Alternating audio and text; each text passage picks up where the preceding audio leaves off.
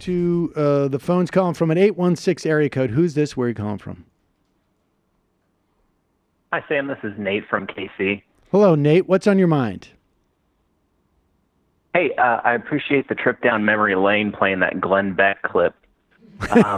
It's long. I've listened to you for a long time and just wanted to share a brief personal story about listening to your show, if I could. Sure. So basically, you played a key role in reforming me from libertarianism. Oh. I was homeschooled with Rush Limbaugh playing in the background. Oh, God. All my family and a lot of my college friends are staunch evangelical conservatives. And Ron Paul libertarianism in college was basically, gave me a way to transition from my right-wing lizard brain upbringing to be anti-war and stuff, but, still dunk on poor people. Right. So in 2016, Bernie helped, but your debates with libertarians are probably the clearest internet content out there to expose the absurdity and the childishness of right libertarianism.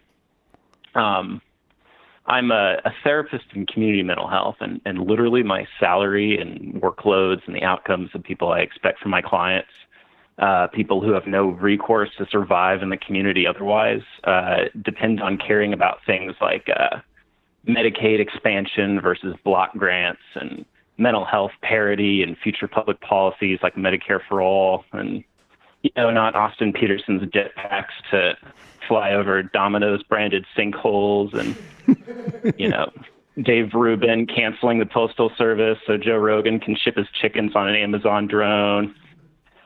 Other important issues. Right. But, so now I'm on a behavioral health legislative relations committee and helping friends discuss policy and election impacts. And like anyone within the realm of your influence, I, of course, do a podcast about politics and mental health. And, it's been a pretty big turnaround. And I'm still a religious person, but I'm also a socialist now. So all right. Parts about the Bible with woe to the rich. And what's your podcast?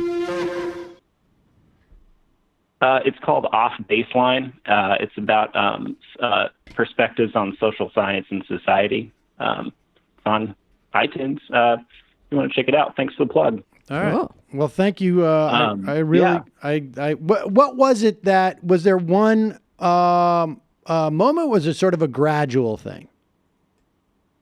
It was a gradual thing. I was at probably my highest libertarianism when I was working at a coffee shop, and I actually met Barack Obama.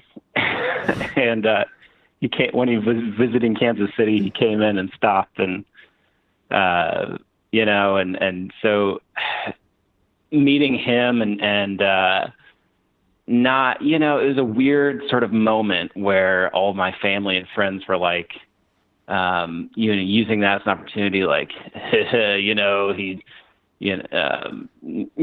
making all these terrible assertions, and me trying to sort of formulate an argument for there's a lot of things wrong with him, but he's a human person. And so that kind of changed my perspectives a little bit. And then just also, getting my license to practice therapy and realizing this stuff is real. Right. This isn't just, it's not theory. This isn't just Elon Musk boring a redundant tunnel in Chicago. This is real people's stuff. lives on the line. So well, I appreciate I appreciate the so call. Much. Thank you very much for calling in. Very, Thanks. It's gratifying to hear stories like that.